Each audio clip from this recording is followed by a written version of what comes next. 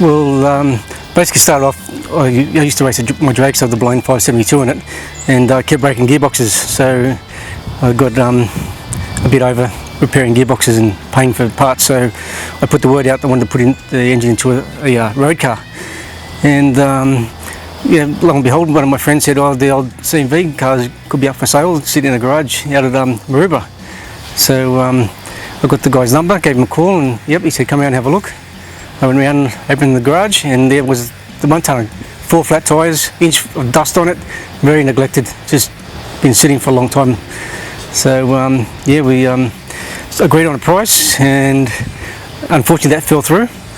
And then after that, it actually ended up in one of my mate's workshops, and my mate rang me and said, what happened, why didn't you buy it? And I said, oh, well, the deal fell through, he didn't accept the offer I made him. And then I negotiated with my friend as a third party and got the deal done and ended up here. Yeah, it looked nothing like this. That's why when I negotiated the price with him, and well, a lot lower than what he wanted, because it just looked like crap. It had 4 flat tyres and dust, and yeah, it was basically just put in the garage and stuff chucked on top of it. Just did it have any driveline in it? It had a small block in it. I'm not a small block person, in it, especially in a car like this. It's got to be a big block. So if you had a little LJ or something, yeah, small block, but not in a HQ. Yeah, just more cubic inches and more nitrous. But yeah, it's an iconic car, so that's the only thing to do to that car. I think it increases the value of it as well. Well, this is the engine that was in my dragster with the 1471 on it. I obviously toned it down a little bit to, well, sort of.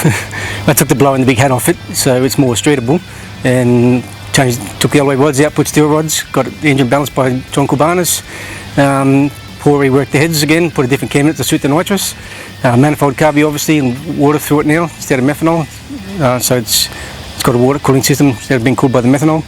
Yeah, and put 2 kits of nitrous, the fogger and the plate, so I can dial up as much horsepower as I want, and whatever that rear end will handle is what I'll give it.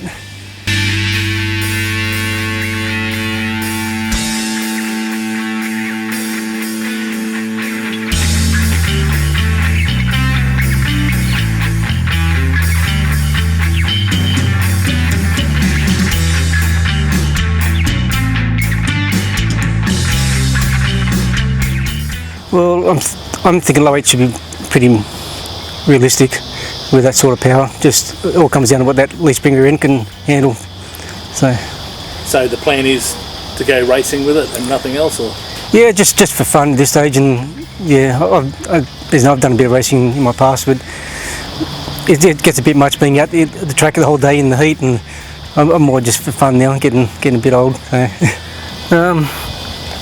Well, if I could afford it, I'd probably go sheet metal manifold, but then again, you're still keeping it out of the bonnet and attracting police. I want to keep it wild, but still not turn away so much with the police. I've got a pair of skinny wheels I can put on the back and just try and do some local car shows and stuff, but with that rear end, it's a bit, and the parachute and stuff, it's a bit much for the street, but it's borderline, you can get away with it, depending on the police discretion, I think, how they feel on the day. Actually, this was before my time. When they first started their shop in Matcherville, that's when they had this car, and they had the chassis car. I actually had a chassis Walkinshaw Commodore. It was built by the same guy. I was friends with Conor Vick back then, and we were racing. Well, I actually finished my Walkinshaw when I was working for Conor Vick, and they used to help me out with the nitrous tuning and dynoing, and used to come out the track with me, and yeah, we had a lot of fun and won a lot of races with that car. And yeah, they actually had this one before. They sold it before I started working there. Oh, they're very excited because I'm good friends with them, and they're glad that someone's got the car. They know it's a friend and is going to use it, and you know, and it's promoting their business too. So why wouldn't they be happy?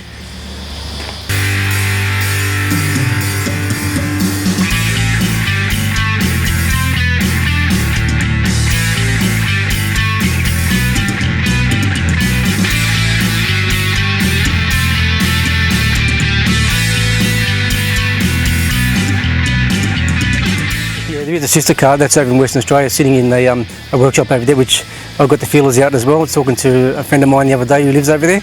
A boat racer apparently owns it, and is just sitting in a workshop collecting dust as well. And I told him, said if he wants to sell for the right price, so I could be interested in have the pair of them sit in my garage.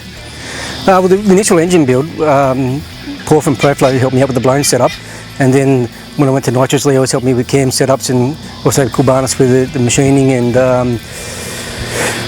who else was there? Just two friends wanted to work with Steve, who's helped me a lot, and George with the painting, and so yeah, without those guys it would make it a lot harder. So yeah.